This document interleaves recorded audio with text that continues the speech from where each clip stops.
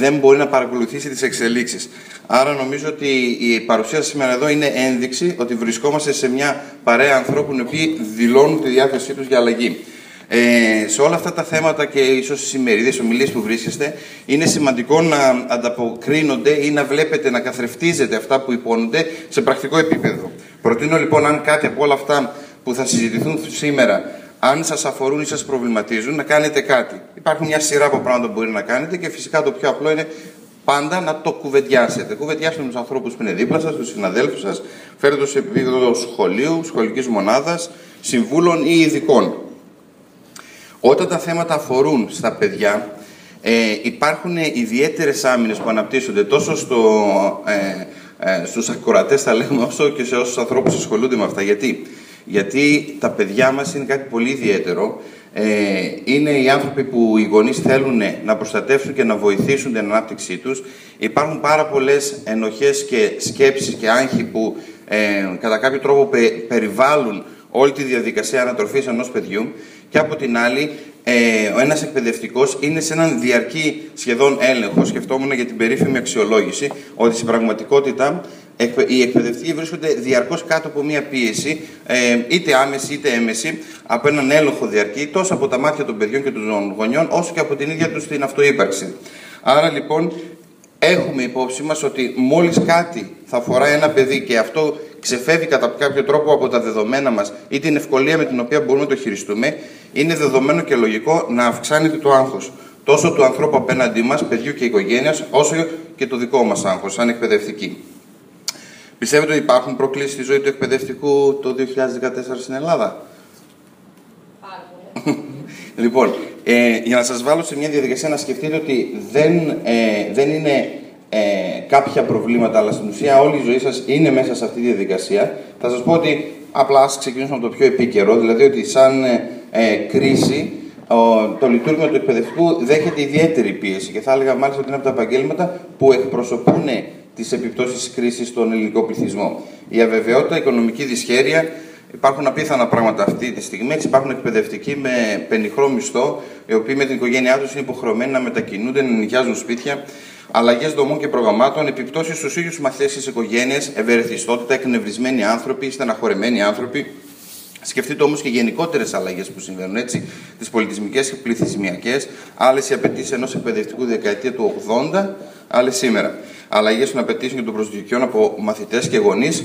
Βλέπετε, οι προσδοκίες δεν παίρνουν κρίση, μάλιστα αυξάνονται, πολλαπλασιάζονται και αυτή τη στιγμή είσαστε πολύ πιο υπερπολίτιμοι. Ένας εκπαιδευτικός σήμερα είναι όντως όλο και περισσότερο ο μοναδικός ενήλικας που ασχολείται με την ανάπτυξη, την γνωστική ανάπτυξη του παιδιού. Τα πολλά φροντιστήρια έχουν κοπεί, η ιδιωτική εκπαίδευση περνάει ακόμα μεγαλύτερη κρίση. Αλλαγές κοινωνικών προτύπων και συμπεριφορών, ανάδειξη ατομικότητας και σεβασμός ιδιαιτεροτήτων. Τα ίδια τα παιδιά πλέον ξέρουν τα δικαιώματά τους, απαιτούν μια ιδιαίτερη συμπεριφορά. Η γνώση ψυχοκινητικής ανάπτυξης μας εξαναγκάζει πολλές φορές να έχουμε εξατομικευμένα προγράμματα και πολλές φορές η επιθυμία μας να βοηθήσουμε τα παιδιά δεν συμπορεύεται ούτε με την υποδομή, ούτε πολλές φορές ακόμα και με τις γνώσεις μας. Και μια σειρά ακόμα από πάρα πολλά πράγματα. Και ανάμεσα σε όλα αυτά, τα οποία συμβαίνουν σχεδόν εξωστρεφώς, δηλαδή από έξω, σε αυτή την ίδια τη διαδικασία της μάθησης και της καθημερινής σχολικής ζωής, έρχονται αυτά τα ευλογημένα, τα ζώρικα, τα παιδάκια που με τη συμπεριφορά τους μας φρενάρουν και μας ξυπνάνε. Και αναρωτιέμαι, αυτά τα παιδιά μας αγαπάνε? Παιδάκια τα οποία δίνουμε για χάρη τους, για χάρη του λειτουργήματός μας, τόσες απεριόριστες ώρες μέσα στη χρονιά, όχι μόνο σε αυτές που είμαστε μέσα στην τάξη. Και αναρωτιέμαι πολλές φορές, ένας εκπαιδευτικός, αν δεν έχει τη σιγουριά ότι αυτό το παιδί επιθυμεί την σχέση τους και την ύπαρξη και των δύο μέσα στην τάξη, πώς θα ανταποκριθεί όταν το παιδί αυτό το φτάσει στα όρια? Και φυσικά υπάρχουν πάρα πολλοί τρόποι για να φτάσουμε στα όρια μας. Άρα, κεντρικά και εξ αρχής στην παρουσίασή μου, θέλω να θέσω την κεντρική έννοια που πρέπει να μπορέσουμε να κατακτήσουμε ως αλλαγή μέσα μας και ως δυνατότητα διαρκούς εναλλαγής, ώστε να μπορούμε όχι απλά να επιβιώνουμε, αλλά να κάνουμε κάτι που είναι ίσως και ο στόχος ενός εκπαιδευτικού, να εμπνεύσουμε. Να εμπνεύσουμε αυτά τα παιδιά. Και αναρωτιέμαι λοιπόν, αν πρέπει μέσα μας η έννοια των ορίων κατά κάποιο τρόπο να αποκτήσει μια νέα μορφή. Τα σύνορα λοιπόν, γενικά λένε οι άνθρωποι που ασχολούνται με τα σύνορα ότι έχουν δύο έννοιες. Τα σύνορα μπορεί να χωρίζουν ανθρώπους, μπορούν όμως να ειδωθούν και σαν το όριο επικοινωνίας. Θα σας το πω πάρα πολύ απλά και πρακτικά. μπορεί το σύνορο να είναι η γραμμή μέχρι την οποία δικαιούστε να φτάσετε, από εκεί πέρα απαγορεύεται να περάσετε, ή να είναι το σημείο στο οποίο η πρόσβαση σε έναν νέο τόπο γίνεται με κάποιες ειδικές συνθήκες. Ένα ξύπνημα δηλαδή. Δηλαδή στην πραγματικότητα μια διαδικασία στην οποία σου λέει ότι από εδώ και πέρα μιλάμε άλλη γλώσσα, χρησιμοποιούμε άλλα νομίσματα, και ενώ πάλι έχουμε να κάνουμε με ανθρώπους, κάτι το ιδιαίτερο συμβαίνει. Κατά τη γνώμη μου, είναι σχεδόν η μόνη λειτουργικότητα που μπορώ να βρω στην έννοια των συνόρων, δηλαδή να είναι μια πινακίδα ενημέρωσης ότι ένας άνθρωπος πλησιάζει σε μια περιοχή όπου οι άνθρωποι περιμένουν άλλα από αυτόν. Με αυτή την έννοια, σκέφτομαι ότι ο εκπαιδευτικός μπορεί να δει τον εαυτό του, ανάλογα δηλαδή με τη θεωρία που έχει γύρω από τα σύνορα, ως έναν τοίχο πάνω στον οποίο θα σπάσει τα μούτρα του ή θα φρενάρει η συμπεριφορά ενός παιδιού, ώστε να μην επηρεαστεί η συμπεριφορά των υπολείπων παιδιών ή η λειτουργικότητα της τάξης, ή θα δει τον εαυτό του σαν κάποιον, σαν ένα είδος τροχονόμου, ο οποίος ενημερώνει τα παιδιά ότι εδώ και πέρα χρειάζονται ιδιαίτερες ικανότητες επικοινωνίας, αν θέλεις να το πας παραπέρα. Ότι εδώ φτάσει σε ένα σύνορο στο οποίο ξεκινάει η παρουσία του άλλου παιδιού στην τάξη, η παρουσία του δασκάλου στην τάξη ή αυτή και η διδακτική και μαθησιακή διαδικασία.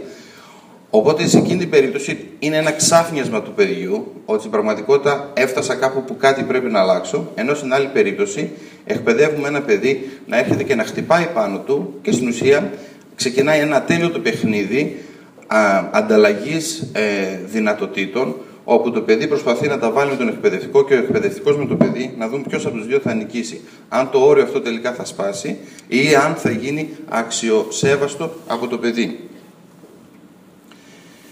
Η οριοθέτηση της συμπεριφοράς του παιδιού δεν είναι απλώς κανόνες γύρω από το τι περιμένουμε από τα παιδιά.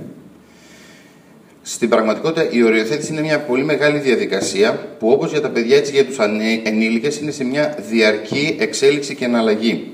Ως γονείς και ως εκπαιδευτικοί, αντιλαμβανόμαστε ότι η διαδικασία αυτή περιλαμβάνει μια σταθερή και υπεύθυνη και ευέλικτη ενήλικη στάση. Υπάρχουν φυσικά κανόνες. Οι κανόνες είναι ένα είδος χρησιμοποίησης της λεκτικής, της προφορικής δηλαδή και της γραπτής επικοινωνίας για να ενημερώσουμε τα παιδιά για κάποια πράγματα, αλλά και το ίδιο το παράδειγμά μας ή και η δικιά μας συμπεριφορά αποτελούν πηγές έμπνευσης για να αντιληφθεί το παιδί τον τρόπο με τον οποίο κινούμαστε ο ένας ως προς τον άλλον. Στο επίκεντρο της οριοθέτησης είναι πάντα η σχέση μου με το παιδί. Το αναφέρω αυτό γιατί αν ο εκπαιδευτικός δει την οριοθέτηση έξω από αυτόν, αν αυτό είναι ένα κακομαθημένο ή προβληματικό ή ιδιαίτερο παιδάκι, το οποίο μου έρχεται από ένα εξωτερικό περιβάλλον, από την οικογένειά του, από κάπου αλλού που συμβαίνουν άλλα πράγματα, και εδώ πέρα δεν μπορεί να αντιληφθεί τη διαδικασία μας, αν δω δηλαδή το παιδί αυτό αποξενωμένο από τη σχέση του με εμένα, τότε στην πραγματικότητα, όπως είπα και στην αρχή, αρχίζουμε μια διαδικασία από άγχη, από συναισθήματα δηλαδή, τα οποία με εγκλωβίζουν και μπαίνω σε μια αμυντική θέση. Αν δω στο επίκεντρο τη σχέση μου με το παιδί, τότε διαρκώς σκέφτομαι τι πρέπει να κάνω εγώ ως προς αυτό το παιδί, ώστε η σχέση αυτού του παιδιού με τα υπόλοιπα παιδιά, με μένα και με την τάξη, να εξομαλυνθεί ή να προκύψει κάτι το δημιουργικό. Η αλλαγή στα όρια, που είπαμε ότι είναι κεντρικής έννοιας στη διαδικασία που κάνουμε σήμερα, περιλαμβάνει κυρίως τρία στοιχεία. Αν θέλω εγώ να αισθάνομαι ότι είμαι ένας άνθρωπος ο οποίος μπορεί και αλλάζει ως προς την οριοθέτηση των παιδιών, πρέπει να είμαι ένας ενήλικας ο οποίος μπορεί να αποκτάει μια νέα ενήλικη στάση, να βρίσκω διαρκώς νέους τρόπους επικοινωνίας και να βρίσκω ένα νέο τρόπο αντιμετώπισης της συμπεριφοράς που στα μάτια μου ή στην πραγματική μαθησιακή διαδικασία ονομάζεται αρνητική συμπεριφορά. Όλα αυτά συμβαίνουν μέσα από ένα φίλτρο τρυφερότητας. Είναι πολύ σημαντικό και είναι δύσκολο, είναι ικανότητα και αναπτύσσεται με τον καιρό να μπορώ να διεκπεραιώνω με ταχύτητα και μέσα στην καθημερινότητα πράγματα χωρίς να χάνω την τρυφερότητά μου. Αυτό είναι πάρα πολύ απλό να καταλάβετε γιατί πρέπει να συμβεί. Δεν είναι κάτι που είναι συζητήσιμο. Το παιδί έχει άλλη οπτική γωνία. Για το παιδί, ο κόσμος του ενήλικα στην ουσία δεν υπάρχει. Το ύψος του παιδιού, 60, 70, 80 πόντι, 1 μέτρο, 1,20, 1,30, τα παιδάκια του δημοτικού, έχει εντελώς άλλες προσλαμβάνουσες. Ένας ενήλικας λοιπόν, ο οποίος του μιλάει, πρώτα απ' όλα είναι ένας ενήλικας, ένας ψηλός άνθρωπος, ο οποίος προσπαθεί να του μεταφέρει ένα μήνυμα. Όταν αυτό το μήνυμα γίνεται με όχι τρυφερό τρόπο, το παιδί μένει στον τρόπο και όχι στο περιεχόμενο. Στην πραγματικότητα, πολλές φορές την οριοθέτηση τα ίδια τα παιδιά τη δηλώνουν και μιλάνε ως τιμωρία. Με έβαλε τιμωρία ο δάσκαλος. Ενώ στην πραγματικότητα μπορεί να ήταν κάτι πολύ φροντιστικό. Ότι για να μπορέσει να κάνει την άσκησή του, έπρεπε να μείνει μέσα και να ολοκληρώσει την άσκηση στην τάξη. Στην περίπτωση που χρησιμοποιεί την τρυφερότητα, στην ουσία δεσμεύουμε το παιδί στο να ειδωθεί όλη αυτή η διαδικασία σαν μια διορθωτική κίνηση. Ένα παιδί το οποίο με τρυφερότητα προσκαλείται από τον εκπαιδευτικό να μοιραστεί μαζί του λίγο χρόνο για να ολοκληρώσει μια άσκηση, στο παράδειγμα που είπα προηγουμένως, είναι ένα παιδί το οποίο λέει: ο κύριος έκατσε μαζί μου για να τελειώσουμε την άσκηση. Εντάξει, κατευθείαν αλλάζει το πόσο έχει καταγράψει. Ένα δεύτερο φίλτρο που διαρκώς περνάει σε αυτή τη διαδικασία είναι ο στόχος. Ξαναλέω, θυμηθείτε, είμαι τείχος ή είμαι τροχονόμος που ενημερώνει. Αν τα όρια είναι εκεί πέρα για να περιορίσουν, στην ουσία οποιαδήποτε συμπεριφορά του παιδιού τη βλέπω σαν πρόκληση για σπάσιμο. Σπάσιμο των όριων. Και εγώ βγαίνω με την ασπίδα μου να αμυνθώ. Αν όμως τα όρια είναι για να διαμορφωθούν προσωπικότητες, και αυτό πάλι δεν είναι συζητήσιμο. Δεν μπορώ δηλαδή εγώ να θεωρήσω ότι οι γονείς είναι αυτοί που διαμορφώνουν την προσωπικότητα και εγώ είμαι απ' έξω, ούτε να θεωρήσω ότι λιγότερο ή περισσότερο σε σχέση με τους υπόλοιπους ενήλικες συμμετέχω σε αυτή τη διαδικασία. Στην ψυχοθεραπεία έχουμε μια φράση, λέμε η σημαντική άλλη. Μιλάμε δηλαδή για τα πρόσωπα που μας έχουν χαρακτηρίσει τη ζωή μας. Ισχύει για μας, ισχύει για τα παιδιά μας, για τους μαθητές σας. Ο δάσκαλος σχεδόν αναπόφευκτα μπαίνει σε μια διαδικασία από την ψυχολογική ύπαρξη του παιδιού να τοποθετηθεί σε αυτούς τους σημαντικούς άλλους ή να αιτιολογηθεί γιατί παρά τις ώρες που συνευρεθήκαν αυτοί οι δύο άνθρωποι, το παιδί και ο εκπαιδευτικός, δεν κατάφερε ποτέ να κατακτήσει αυτή τη θέση. Είναι ιδιαίτερα συγκινητικό πολλές φορές όταν παιδιά, ακόμα και σε μεγαλύτερες ηλικίες, γυμνασίου και λυκείου, δηλώνουν ότι στην επαγγελματική τους κατεύθυνση έχουν επηρεαστεί από την παρουσία ενός δασκάλου. Πολύ πρόσφατα ένα παιδί μου έλεγε λοιπόν ότι θα του αρέσει γενικά να ασχοληθεί με κάτι που έχει να κάνει με παιδιά και μάλιστα είχε εμπνευστεί όχι καν από τον ίδιο του τον δάσκαλο, από έναν δάσκαλο του σχολείου, τον οποίο ήταν αξιοζήλευτος ο τρόπος με τον οποίο κινούνταν με τους μαθητές του. Αντιλαμβάνεστε δηλαδή ότι δεν επηρεάζεται στον τρόπο σας μόνο τα παιδιά της τάξης σας, αλλά καταγράφεστε όλη την ώρα από το σύνολο των παιδιών τα οποία συνευρίσκονται στον ίδιο χώρο. Πολλές φορές μιλώντας και με γονείς, δυσκολεύονται να αντιληφθούν πώς τα παιδιά μας καταγράφουν. Σκεφτείτε ότι ένα παιδί προσχολικής ηλικίας απευθύνεται προς τον ενήλικα, τον οποίο τον συνοδεύει εκείνη την ημέρα, 300 περίπου φορές να ρωτήσει αυτό το γιατί. Οι γονείς αναφέρουν 2, 3, 4, 5 φορές μες την ημέρα να θυμούνται αυτό το γιατί. Ένα ποσοστό αυτών των 300 γιατί σκεφτείτε ότι απευθύνεται και στους δασκάλους στη διάρκεια που είμαστε στο σχολείο μας. Το γιατί μπορεί να είναι ελεκτικό, το γιατί μπορεί να είναι μια ματιά που στρίβει να δει πού είναι ο εκπαιδευτικός που επιβλέπει την τάξη, που επιβλέπει την αυλή ή κάνει μάθημα. Πάρα πολύ ωραία. Αλλάζω λοιπόν τη στάση μου, έρχομαι λίγο πιο πίσω από το μικρόφωνο και λέω: πάμε να δούμε τι περιλαμβάνει μια νέα ενήλικη στάση. 4 πραγματάκια τα οποία, εφόσον τα σκεφτώ, απευθείας με έχουν κάνει έναν καινούριο άνθρωπο. Είναι η έννοια της αποδοχής. Μου είναι πάρα πολύ φυσιολογικό. Έτσι είμαστε κατασκευασμένοι. Αν θέλετε το κομμάτι της επιβίωσης, να απορρίψω παρά να αποδεχτώ μια συμπεριφορά η οποία με ενοχλεί. Το αντιλαμβάνεστε αυτό, έχω τη ρουτίνα μου. Τρέχω μέσα στην ημέρα και ξαφνικά μπροστά μου, καλή ώρα εγώ έρχομαι για το σχολείο, μπαίνει μπροστά ένας ηλικιωμένος κυρίως με το αμαξάκι του που επιμένει να πηγαίνει το Σάββατο πρωί τη βόλτα του. Λοιπόν, μου είναι πιο εύκολο να θυμώσω και να προσπαθήσω να υπερβώ αυτό το εμπόδιο. Νομίζω όταν μπαίνω σε μια διαδικασία που απέναντί μου έχω ανήλικες προσωπικότητες, κατά κάποιο τρόπο πρέπει να σκεφτώ ότι πρέπει να μπω σε μια διαδικασία αποδοχής. Αυτά είναι τα παιδιά μας. Μπορεί να χρειαστεί να τα εμπνεύσω και να αλλάξουν κάποια πράγματα, αλλά εάν τα παιδιά αυτή τη στιγμή στην Ελλάδα αυξάνουν το ποσοστό υπερκινητικότητας, αν οι μαθησιακές δυσκολίες γίνονται όλο και πιο ευκολοδιάβαστες από τους εκπαιδευτικούς, αυτή είναι η αλήθεια. Δεν μπορώ να φαντασιώνομαι ότι θα είμαι σε ένα σχολείο όπου συναισθαλμένα, οριοθετημένα από αυστηρές οικογένειες παιδιά έρχονται να κάνουν μάθημα. Παιδιά από πολύ διαφορετικές οικογένειες, με πολύ διαφορετικά γονεϊκά στυλ, έρχονται μέσα στην τάξη. Συνέπεια στο λόγο μου. Όταν προκαλούμε ως ενήλικας, πολλές φορές λέω πράγματα, πάρα πολλά πράγματα, τα οποία ούτε καν τα καταγράφω, γιατί λέγονται μέσα σε μια διαδικασία θυμού ή έντασης. Για τα παιδιά όμως δεν είναι έτσι. Είμαστε οι πολύτιμοι άλλοι, που καταγραφόμαστε όλη την ώρα. Όρια συμπεριφοράς. Να έχω την αίσθηση διαρκώς της συνάντησης. Ούτε υποχωρητικότητα και παρέτηση μέσα από μια αυτοδικαιωτική διαδικασία. Αντιλαμβάνομαι. Έχουν περάσει 4 ώρες μαθήματος. Αυτή η ομάδα παιδιών δεν υποχωρεί, δεν λέει να ηρεμήσει και νιώθω τις φυσικές μου δυνάμεις να με καταβάλουν. Η υποχωρητικότητα δεν είναι το ίδιο πράγμα με την ελευθεριότητα. Δηλαδή δεν είμαι φιλελεύθερος αν απλώς αφήσω τα παιδιά να κινούνται με συντάξει γιατί εγώ έχω κουραστεί. Αντίστοιχα, τα νεύρα μου, οι φωνές μου ή οι απειλές μου δεν είναι στην ουσία μια πιο αυστηρή πειθαρχία. Είναι εκνευρισμός. Άρα, αν είμαι σε μια αυτοδιοικητική διαδικασία, πολύ εύκολα δικαιολογώ τη στάση μου, ενώ πρέπει να έχω κατά νου ότι εδώ πέρα μέσα είμαι για να υπενθυμίσω τα όρια της συμπεριφοράς και ότι ούτε να υποχωρήσω ούτε να επιβληθώ σε αυτά τα παιδιά. Συναισθηματική αγωγή. Θα το δούμε και σε μια από τις παρουσιάσεις σήμερα. Αντί της υπερπροστασίας ή της αδιαφορίας του εκπαιδευτικού. Υπάρχουν παιδιά τα οποία τείνουν να με έλκουν συναισθηματικά, να με έλκουν ως παρουσία, είναι κομμάτι της γοητείας τους, να με κάνουν να θέλω να τα προστατεύσω, να με κάνουν να θέλω να τα φροντίσω. Και υπάρχουν παιδάκια τα οποία, παρόλο που θα έλεγες ότι τα αντικειμενικά μπορεί να είναι και πανέμορφα, σου βγάζουν αυτό το κάτι, αυτή τη μικρή κακιούλα που λες δεν γουστάρω, πώς τον έχω αυτό με στην τάξη μου. Και αυτό τα λέω ανοιχτά και ελεύθερα, γιατί αν δεν τα δούμε με ειλικρίνεια δεν μπορούμε να τα αλλάξουμε. Δεύτερη αλλαγή, ένας νέος τρόπος επικοινωνίας. Ένα ξεκάθαρο μήνυμα του εδώ και τώρα. Αυτό δεν είναι πάρα πολύ ωραίο. Είναι ωραίο μόνο να αντιληφθείτε ότι αφορά τη δικιά σας ποιότητα ζωής. Δηλαδή, εάν οτιδήποτε απευθύνω στο παιδί αφορά το εδώ και τώρα, χωρίς αναφορές στο παρελθόν και την περασμένη φορά τα ίδια έκανες, χωρίς προφητείες για το μέλλον, ποτέ δεν θα αλλάξεις και πόσες φορές θα πρέπει να σε στείλω στη διευθύντρια, χωρίς γενικεύσεις. Πάντα, ποτέ, όλοι, κανένας. Επίσης, ένας θετικός τρόπος έκφρασης μηνύματος. Βάζω το συγκεντρώσου και όχι το μην είσαι αφηρημένος, δηλαδή αντιλαμβάνω, υπάρχει ένταση εκείνη τη στιγμή και θέλεις μέσα σε 2 δευτερόλεπτα να τον οριοθετήσεις. Ακόμα και αυτή η φράση που θα βγει εκνευρισμένα μπορεί να περιλαμβάνει μια θετική έκφραση. Τι να κάνει, δώσ' του οδηγίες, όχι τι να μην κάνει.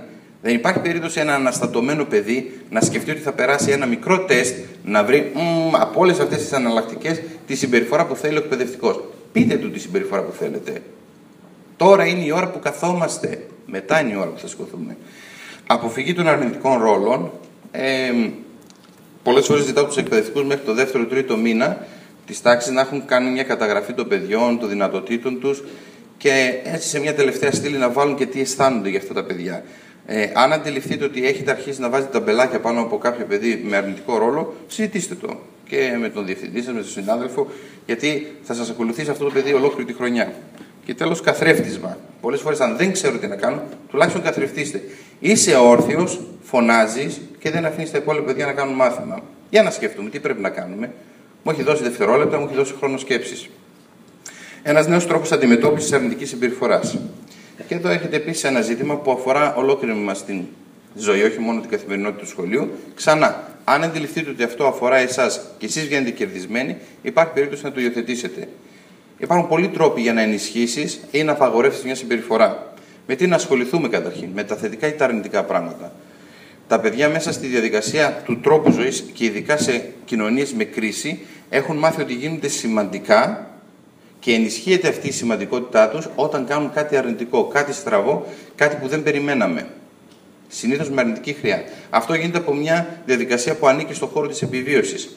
Δηλαδή, σίγουρα, όσο βαρεμένοι κι αν είμαστε, όσο στεναχωρεμένοι, όσο κουρασμένοι, όσο ταλαιπωρημένοι και πεινασμένοι, αν ένα παιδάκι πάει να σπάσει το κεφάλι ενός άλλου παιδιού, θα ξυπνήσουμε.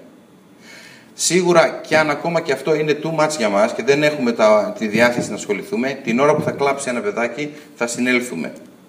Δηλαδή, υπάρχει κάτι στην αρνητική συμπεριφορά που μας ξυπνάει. Αντίθετα, η θετική συμπεριφορά περνάει απαρατήρητη μέσα στην ταχύτητα. Και εδώ είναι το μεγάλο ζήτημα. Αφορά τις σχέσεις με τους συντρόφους σας, με τα παιδιά σας, με τους φίλους σας.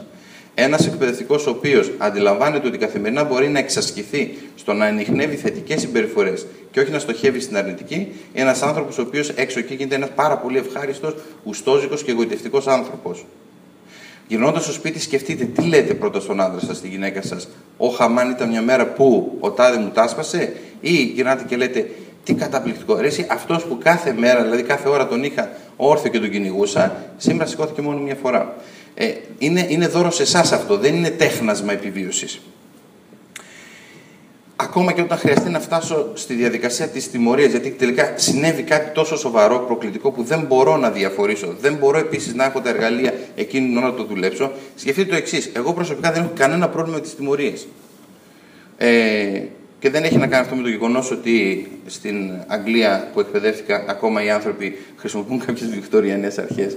Δεν έχω πρόβλημα με τη τιμωρία, αρκεί να εφαρμόζεται σωστά. Τι σημαίνει αυτό? Δηλαδή, αν όλα τα πράγματα τα δούμε σαν εργαλεία, ακόμα και η τιμωρία θα μπορούσε να είναι ένα εργαλείο. Απλά είναι το πιο δύσκολο να χρησιμοποιηθεί.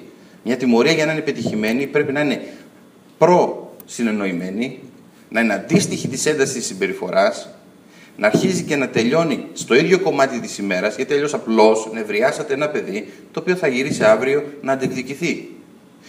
Πρέπει στο τέλος της τιμωρίας να υπάρχουν δύο ευτυχισμένοι άνθρωποι. Ένα παιδί που έκατσε στο καρεκλάκι 5 λεπτά και με ενθουσιασμό του λέμε: βλέπεις, τα κατάφερες, έκατσες τελικά 5 λεπτά. Και ένας πετυχημένος εκπαιδευτικός που χαίρεται γιατί αντί να εκνευριστεί και να φωνάξει, χρησιμοποίησε ένα τόσο δύσκολο εργαλείο με τόσο συστηματικό τρόπο. Άρα, αν έχετε αποφασίσει ή αν ξέρετε από την ίδια τη διαπαιδαγώγηση τη δικιά σας ότι είσαστε άνθρωποι που χρησιμοποιείτε τιμωρίες στη ζωή σας, σας πληροφορώ, θέλει πολλή δουλειά. Καθίστε στο σπίτι, αποφασίστε ποιες συμπεριφορές μέσα στην τάξη θα απευθυνθούν στην τιμωρητικότητα και συνοηθείτε με τα παιδιά. Υπάρχουν τάξεις που το δουλεύουν αυτό και ιδιαίτερα οι μεγαλύτερες. Δηλαδή, τι καταπληκτικό είναι όταν τα ίδια τα παιδιά, λέει ο δάσκαλος, εγώ όταν συμβαίνει αυτό, δυσκολεύομαι να κάνω κάτι άλλο. Και δεν θέλω πλέον να σας φωνάζω. Ελάτε να αποφασίσουμε τι θα κάνουμε για αυτό το θέμα. Και συμφωνούν τα παιδιά, και μπορεί αυτό να είναι κάτι που να έχει όντως την απομάκρυνση από το κέντρο της τάξης, το καρεκλάκι, μια γωνία ή κάτι άλλο. Ξαναλέω με τρυφερότητα, ή μπορεί να είναι κάτι ακόμα πιο δημιουργικό. Θα βάλω μόνο ένα όριο ακόμα εδώ πέρα και εγώ. Θα πω ότι χρονικά, οτιδήποτε είναι πάνω από 5 λεπτά στην ηλικία του δημοτικού, αρχίζει να φαίνεται σαν αντεκδίκηση και όχι τιμωρία. Μην σας κάνει εντύπωση, τα πιο δύσκολα παιδιά ανταποκρίνονται καλύτερα στην αλλαγή 5 λεπτών τηλεθέασης. 5 λιγότερο λεπτών στον υπολογιστή. Αυτά τα 5 μαγικά λεπτά αλλάζουν ανθρώπους. Από τα εργαλεία το πιο εύκολο προς τη χρησιμοποίηση και πιο άμεσο στην αλλαγή συμπεριφοράς είναι η θετική ενίσχυση της θετικής συμπεριφοράς. Ειδικά τα παιδιά που έχουν δει τον εαυτό τους μέσα σε συγκεκριμένους αρνητικούς ρόλους, ξαφνιάζονται όταν εντοπίζεται η θετική του συμπεριφορά. Μπορεί να κάνετε ένα μικρό homework μέχρι τη Δευτέρα, σκεφτείτε ποιο από όλα τα παιδιά που έχετε στην τάξη σας ερεθίζει περισσότερο με τη συμπεριφορά του και ποια είναι αυτή η συμπεριφορά. Και από τη Δευτέρα πρωί που θα πάτε, κάντε ένα πείραμα με ένα παιδί μία φορά. Σκεφτείτε την πρώτη φορά που αυτό το παιδί δεν θα εφαρμόσει αυτή τη συμπεριφορά. Μπορεί να ξαφνιαστείτε. Μπορεί να αντιληφθεί ότι ξαφνικά αυτό το παιδί χαλάει εντός εισαγωγικών η συμπεριφορά του μετά από μισή ή μία ώρα ή 2 ή 3 ώρες. Αλλά εφόσον πάτε στοχευμένα να το προσέξετε, ξαφνικά στις 8 και 20 το πρωί είσαστε έτοιμοι να τον επιβραβεύσετε. Γιατί μέσα σας λέγατε αποκλείται αυτό το παιδί ούτε 10 λεπτά δεν συνεργάζεται. Και έχουν περάσει 20. Είσαστε έτοιμοι να πείτε καταπληκτικό. Ξέρετε τι έχει συμβεί, σας κοιτάζει έτσι σαστισμένο. Λοιπόν, έχουν περάσει 20 ολόκληρα λεπτά και τελικά είσαι ένα παιδί που μπορεί και κάθεται στην καρέκλα του. Αυτό είναι το πρώτο κομμάτι που έχει να κάνει λίγο με οριοθέτηση και περνάω λίγο σύντομα στο δεύτερο κομμάτι που έχει να κάνει με την προκλητική συμπεριφορά αυτή καθ' αυτή των παιδιών. Δηλαδή, ποιες είναι οι προκλητικές συμπεριφορές και κάποιες σκέψεις γύρω από το πώς στεκόμαστε απέναντι σε αυτά. Ξέρετε τι είναι προκλητική συμπεριφορά? Είναι κάθε συμπεριφορά που επηρεάζει τη μάθηση, την ανάπτυξη. Δεν είμαστε, αν το θέλετε, θεσμοθετημένοι να διαφορήσουμε. Είμαστε θεσμοθετημένοι να ασχοληθούμε. Γιατί η προκλητική συμπεριφορά στην πραγματικότητα έχει επιπτώσεις στο παιδί και στα άλλα παιδιά και στους ενήλικες.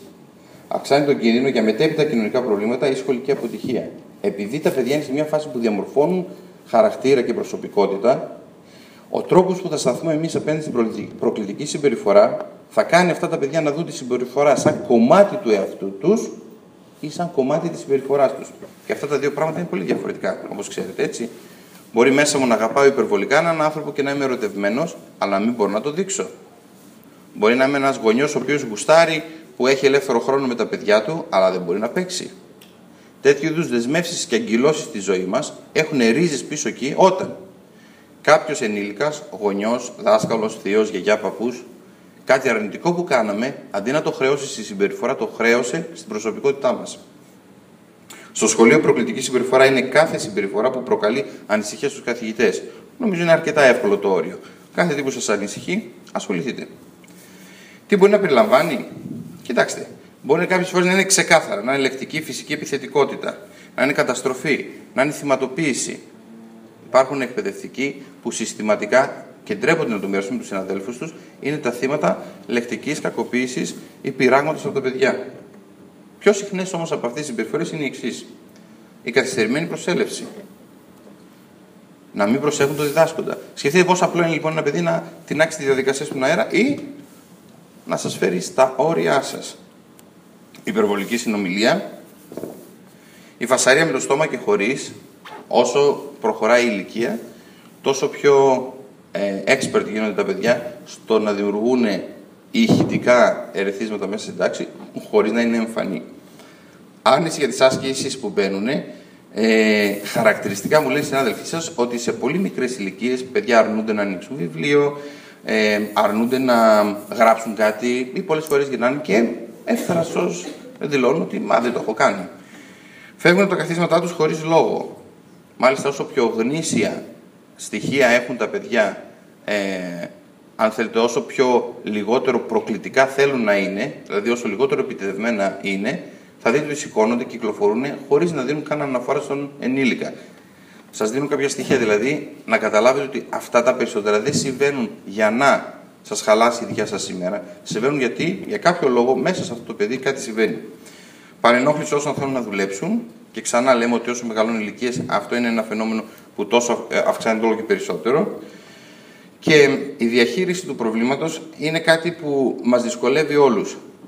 Να ξέρετε ότι όταν λέτε σε ένα γονιό ότι το παιδί σας με δυσκολεύει στο τάδε θέμα, ο γονιός αυτός, όπως και το παιδί, φεύγει μεν προβληματισμένος, αλλά τίποτα δεν σας εγγυάται ότι θα ακολουθήσει μια πολύ γόνιμη και δημιουργική περίοδος. Όπως τα παιδιά λέμε συνήθως, είπαμε, τι θέλουμε να πετύχουν, έτσι είναι πολύ καλό και στους γονείς να τους πηγαίνουμε κατευθείαν στο θετικό αποτέλεσμα. Αντί να τους πούμε ότι το παιδί του σηκώνεται από την καρέκλα και δεν μπορώ να το βοηθήσω να συμμετέχει στην εκπαιδευτική διαδικασία, μπορώ να πω στους γονείς ότι χρειάστηκα να σας μιλήσω, γιατί θέλω να δω με ποιους τρόπους μπορώ να κάνω τον Γιαννάκη να συμμετέχει στη διαδικασία χωρίς να σηκώνεται από την καρέκλα. Αντιλαμβάνεστε, δηλαδή πάω κατευθείαν στο στόχο. Το κλειδί είναι να αντιληφθώ γιατί παρουσιάζεται η προκλητική συμπεριφορά. Και η αλήθεια είναι ότι αυτό που κάνετε πολλές φορές χωρίς να το ομολογείτε μέσα από την εμπειρία σας, είναι ότι όντως αυτό κάνετε. Δηλαδή με τα χρόνια αποκτάτε μια εμπειρία, όχι μόνο να καταλαβαίνετε γιατί προκαλείται η προκλητική συμπεριφορά, αλλά πολλές φορές να βλέπετε και τη γέννησή της, να βλέπετε τα σημάδια που σε λίγη ώρα θα οδηγήσουν στην προκλητική συμπεριφορά. Έχω ένα μικρό πρόβλημα με την εμπειρία, το οποίο αφορά όλους τους τομείς της ζωής. Η εμπειρία δεν είναι καθόλου καλός γνώμονας για το αν είναι σωστή η ερμηνεία που έχουμε κάνει. Η εμπειρία αφορά την επιβίωση. Στο σχολείο δεν ήρθατε για να επιβιώσετε. Στο σχολείο έρχεστε για να συνδιαμορφώσετε, να μορφώσετε, να χαρείτε και να εμπνεύσετε μικρούς ανθρώπους. Γιατί σημαίνει λοιπόν η προκλητική συμπεριφορά? Βαρεμάρα. Πολύ ωραία φράση. Τι μπορώ να κάνω? Ο δάσκαλος συνήθως είναι ένας άνθρωπος γεμάτος ενθουσιασμό για το αντικείμενο και μπαίνει μέσα, είναι έτοιμος να deliver, να δώσει αυτό το προϊόν γνώσης που έχει και να μιλήσει. Οι μαθητές μπορεί να μην μοιράζονται αυτόν τον ενθουσιασμό. Γρήγορα βαριούνται, ειδικά αν κάποιος μιλάει συνέχεια χωρίς διαλύματα. Μειώστε το χρόνο της δικής σας ομιλίας στο μάθημα. Οι μαθητές φτάνουν γρηγορότερα στην διαδικασία διαδραστικών ή διαλεκτικών ασκήσεων. Υπενθυμίστε σε κάποιον ότι θα ακολουθήσει και κάτι το πρακτικό. Κερδίστε τη ματιά κάποιου προειδοποιώντας ότι μα σε 5 λεπτά θα σας ζητηθεί να κάνετε κι εσείς κάτι. Οι μαθητές μαθαίνουν με διαφορετικά στυλ. Η αλήθεια είναι ότι αν μιλήσετε πλέον με εφήβους, λένε είμαι οπτικός τύπος, είμαι ακουστικός τύπος. Ή βάζω τη μάνα μου, του διαβάζει και το μαθαίνω. Δηλαδή πρακτικά το καταλαβαίνουν αυτό πλέον και τα παιδιά. Άλλοι λοιπόν μαθαίνουν πιο εύκολα οπτικά, θέλουν χρόνο να δουν την πληροφορία και να την καταγράψουν. Άλλοι είναι καλύτεροι στα προφορικά και κάποιοι αδειμονούν να υπάρχει κίνηση μέσα σε αυτό που κάνουν. Μπορείτε να βάλετε σαν homework στην αρχή, σαν πρόκληση για τον εαυτό σας και συνέχεια να το εντάξετε μέσα στην εκπαιδευτική διαδικασία την εναλλαγή των στυλ που χρησιμοποιείτε στη διδασκαλία. Στη διάρκεια μιας διδακτικής ώρας να έχετε κομματάκια και από τα 3 αυτά θέματα. Αφήστε κάτι να μπορούν κάποιοι να το παρακολουθήσουν. Δώστε κάτι προφορικά. Ζητήστε κάποιους να κάνουν κάποια πράγματα. Το ξάφνιασμα είναι κεντρικό στην αλλαγή συμπεριφοράς των παιδιών. Όπως τον μικρούλι που τη Δευτέρα πρωί θα τον ξαφνιάσετε με τη θετική ενίσχυση. Θυμάστε το homework που βάλαμε, έτσι. Έτσι μπορείτε να τους ξαφνιάσετε με την αλλαγή. Μια κυρία που είχε μάθει να κάθεται να κάνει μάθημα από εκείνη τη γωνία της τάξης. Ένας άνθρωπος που είχε μάθει να κινείται όλη την ώρα στην τάξη. Τη Δευτέρα τους ξαφνιάζει. Αλλάζει κάτι στο στυλ που κάνει το μάθημα. Όσο περνάνε τα χρόνια, και αυτό δεν είναι μόνο ελληνικό φαινόμενο, οι τάξεις αποκτούν μειχτούς ικανότητες μαθησιακούς πληθυσμούς. Σκεφτείτε από το σπίτι, πριν μπείτε στην τάξη, αν οι ασκήσεις που έχετε να βάλετε στα παιδιά ανταποκρίνονται σε όλα τα παιδιά που έχετε μέσα σε αυτήν την τάξη. Επίσης, σκεφτείτε ότι πολλές φορές είναι πιο εύκολο να βάλω πολύ εύκολα ή πολύ δύσκολο, να πάω δηλαδή μαζικά για τα άκρα. Προσπαθήστε λοιπόν να έχετε διαφορετικές ασκήσεις σε κάθε μάθημα. Ο καθένας αισθάνεται ότι συμμετέχει με τις δικές του ασκήσεις. Βάλτε την έξτρα ασκησούλα που θα συμπληρώσουν οι πιο επιτίδιοι στο μάθημα. Βάλτε μια εναλλακτική διαδικασία για το παιδί που ξέρετε ότι με αυτό το μάθημα δεν τα καταφέρνει. Ξαναλέω, ήρθαν για να μείνουν μαζί σας για έναν χρόνο. Σκεφτείτε μέσα σε αυτήν την καταγραφή που κάνει τους 2 πρώτους μήνες στην τάξη σας, παιδιά με φυσικές και σωματικές αναπηρίες, διαταραχές στην όραση και στην ακοή. Η βαρεμάρα πολλές φορές είναι το πώς εμείς καταγράφουμε κάτι που για το παιδί μπορεί να είναι πολύ δύσκολο. Το παιδί μπορεί να νιώθει και επιτυχία ότι το πρόσωπό του, το προσωπάκι του δεν δείχνει τη δυσκολία του να κατανοήσει το τι συμβαίνει. Εμείς απ' την άλλη μπορούμε να δούμε έναν μαθητή ο οποίος μας κοιτάζει σαν προβατάκι όλη την ώρα του μαθήματος. Στο σύγχρονο και γρήγορο κόσμο που ζούμε, η πλειοψηφία του πληθυσμού έχει χαμηλού βαθμού ικανότητα για συγκέντρωση. Αυτό είναι κάτι που οι μαρκετίστες το ξέρουν. Εκεί έξω η βιομηχανία της εργασίας, η πολιτική ζωή, η κοινωνική ζωή το έχει αντιγράψει, το έχει καταγράψει μάλλον και το έχει αξιοποιήσει κιόλας για τους δικούς τους στόχους και σκοπούς. Στο εκπαιδευτικό σύστημα, ως ένας θεσμός πολύ πιο αργός και δυσκίνητος, έχουμε πολύ μεγάλη δυσκολία να εντάξουμε και να αλλάξουμε το στυλ μας ανάλογα με τις κοινωνικές απαιτήσεις. Λοιπόν, η κοινωνία των εφήβων μας είναι στο εξής θέμα παράδοξη. Είναι πολύ πιο γρήγοροι, οτιδήποτε πάνω από 5 λεπτά είναι βαρετό, δεν μπορούν να παίξουν και να δουν ταινίες. Βάλτε τους να δουν βουβό κινηματογράφο, θα ξαφνιαστείτε. Πολλά παιδιά δεν βρίσκουν κανένα νόημα στο να δουν αυτή την ασπρόμαυρη ταινία, αλλά ταυτόχρονα είναι ακίνητα. Γιατί αυτό συμβαίνει μπροστά στην οθόνη ενός υπολογιστή ή μέσα στο αμάξι του γονιού που τα κατεβάζει και δεν περπατούν, δεν κάνουν ποδήλατο. Το πιάσατε το παράδοξο. Πολύ γρήγορη ζωή, με πολύ λίγη φυσική συμμετοχή σε αυτό. Και έχουν μάθει να κουνιέται η οθόνη αντί να κουνιούνται αυτά. Οπότε όταν εσείς εμφανίζεστε ως μια ακίνητη οθόνη μπροστά τους, αρχίζουν να κουνιούνται αυτά. Η διδασκαλία που είναι τεμαχισμένη στα 15 λεπτά, 20 λεπτά βοηθάει.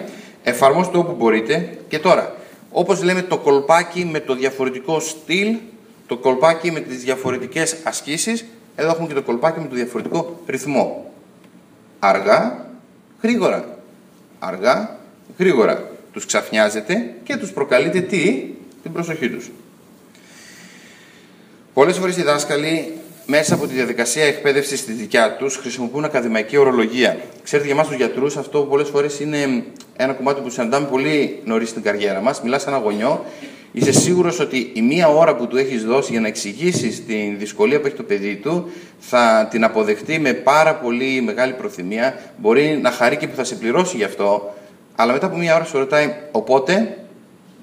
Και αντιλαμβάνεσαι ότι επί μία ώρα του εξηγούσες με ιατρικούς όρους την επιστημονική κατανόηση της διαταραχής που παρουσιάζει το παιδί του.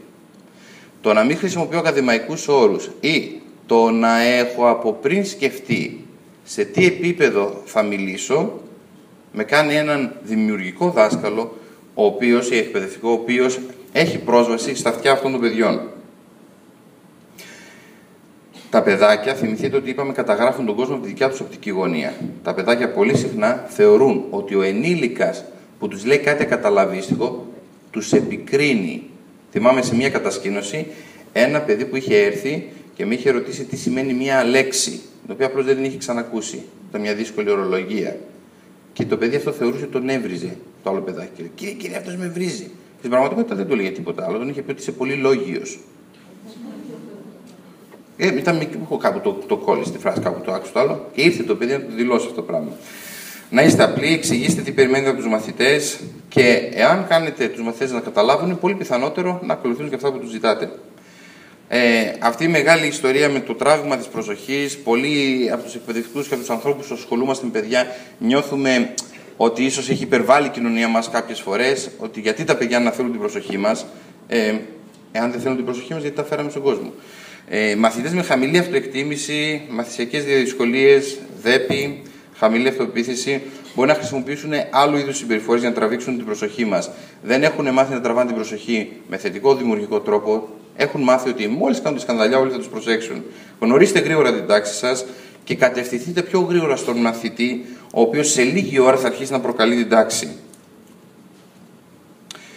Είναι πολύ σημαντικό τα παιδιά να νιώθουν ότι έχουν την εκτίμησή σας. Εάν είσαστε ένας εκπαιδευτικός που έχει κουραστεί, ξαναλέω, δεν σας κρίνω, αλλά αν έχετε κουραστεί, όπως και εγώ αν έχω κουραστεί, μάλλον θα αρχίσω να πετάω βελάκια. Αρχίζω να γίνομαι επικριτικός. Αρχίζω να χτίζω τον τοίχο, χάνω το ρόλο αυτό του τροχονόμου, έχουν πιαστεί τα πόδια μου και αρχίζω να χτίζω με τα τουβλάκια μου τοίχους. Επιβραβεύστε την τάξη σας, χαιρετίστε όταν μπαίνετε. Είχα έναν δάσκαλο ο οποίος μου είπε ότι ξεκίνησε ένα παιχνίδι, μπαίνοντας, έλεγε ένα σκοπό. Και τελικά τα παιδιά μάθανε ότι θα μπει και θα του πει ένα καινούριο σκοπό με σφύριγμα εκείνη τη μέρα. Και έφτασε στο σημείο να περιμένουν να μπει ποιο τραγούδι θα του πει. Και λέει: ποιο είναι.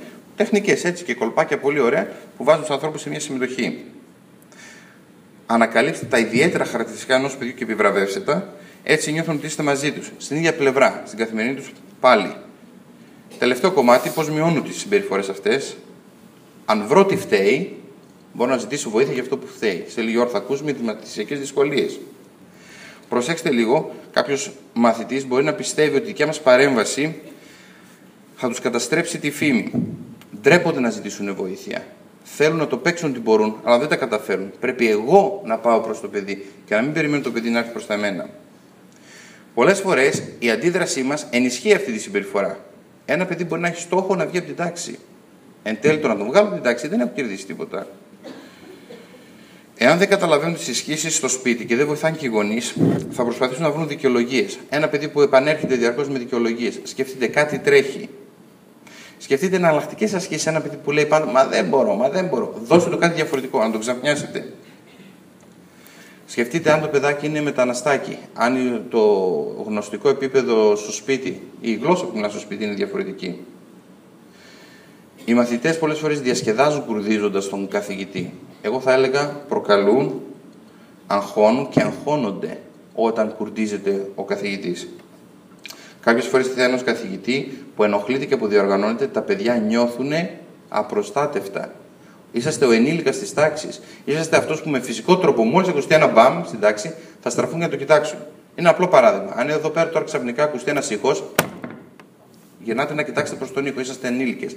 Αν μέσα στην τάξη ακουστεί ένα μπαμ, τα παιδάκια θα γυρίσουν να κοιτάξουν τον δάσκαλο. Εάν γίνει σεισμός, τα παιδιά δεν τρέχουν να φύγουν. Τι έγινε κύριε. Κουνιέται η τάξη, κουνιέται το φως, πιθανότητα σεισμός. Όχι, αυτό είναι μια ενήλικη σκέψη. Για τα παιδιά κάτι χαλάει την ηρεμία τους. Εάν μπείτε στη διαδικασία να αρχίσετε να φωνάζετε, σκεφτείτε μήπως αυτό σιγοντάρει το παιχνίδι των παιδιών. Καταλαβαίνετε ότι αυτός ο δάσκαλος το έχει, αντέχει, μπορούμε να το πάμε παρακάτω. Εάν οι μαθητές θέλουν να έχουν την τελευταία κουβέντα, μπορεί να αισθανθείτε ότι η αξιοπιστία σας και η ηρεμία σας δοκιμάζονται. Μπορεί τελευταίος λόγος να είναι μια βρισιά, την πετάει και βγαίνει από την τάξη. Μπορεί να είναι ένα υπονοούμενο. Μπορεί ενώ βγαίνετε εσείς από την τάξη να ακούσετε πίσω κάποιο παιδιά να μιλάνε. Διατηρήστε την ηρεμία σας μέχρι τη στιγμή που στρίβετε από το πεζοδρόμιο. Σε ένα σχολείο επάλι της πόλης μας, μιλώντας με τους εκπαιδευτικούς, τους λέω: αυτό και αυτό συνέβησαν την ώρα που βγαίνουν τα παιδιά. Και λένε ότι ανάμεσά τους υπήρχαν και εκπαιδευτικοί. Οι εκπαιδευτικοί μου είπαν ότι δεν το αντιληφθήκαμε. Κάντε shutdown, κλείστε αν θέλετε την επαγγελματική σας προσωπικότητα, αφού φτάσετε στο αμάξι σας. Και 10 μέτρα έξω από το σχολείο εξακολουθείτε για τα παιδιά να έχετε ρόλο. Βγαίνει, σκάσε μαζί στους καθηγητές και ανάβει το τσιγάρο. Και περνάει το μήνυμα στο παιδί ότι τέλειωσαν τα βάσανά του. Άρα τι είμαι εγώ, το βάσανό του. Δηλαδή, κρατήστε το για 10 λεπτά ακόμα. Τελευταίες διαφάνειες. Υπάρχει στην καθημερινότητά μας. Μπορεί τελικά να ξεφύγω. Μπορεί να είμαι ένας άνθρωπος ο οποίος έχω δεχτεί βία εγώ στη ζωή μου. Υπάρχουν συνεχώς, δεν είναι για τις εφημερίδες, για την καθημερινότητα. Εκπαιδευτικοί και διδάσκοντες που μπορεί να ξεφύγουν και να χρησιμοποιήσουν τη βία. Σκεφτείτε ότι εκείνη την ώρα το μόνο που κάνετε, από την οπτική γωνία των παιδιών μιλάω. Δεν μιλάω ούτε νομικά ούτε από την πλευρά του γονιού. Σύμφωνα με το παιδί, έχετε δώσει το νέο όριο. Την επόμενη μέρα που θα βαρέσει το συμμαθητή του, θεωρεί ότι έχει το δικαίωμα. Και εδώ σας γλιστράει και κάτι. Την ώρα που χρησιμοποιείτε βία, σας έχει ξεγλιστρήσει το εξής. Ότι το σύνολο της σύγχρονης κοινωνίας, σε όλα τα κοινωνικά μοντέλα, εξακολουθεί να είναι πολύ πρωτόγονο γύρω από την έννοια της δύναμης. Θεωρεί λοιπόν την δύναμη ως ικανότητα να ελέγχει στους άλλους ανθρώπους. Και δεν επιβραβεύεται, δεν διαφημίζεται, δεν ψηφίζουμε τον άνθρωπο ο οποίος χρησιμοποιεί τη δύναμή του, όχι για να επιβληθεί, αλλά για να ελέγξει τον εαυτό του και να δυναμώσει τους άλλους ανθρώπους. Ευχαριστώ πολύ.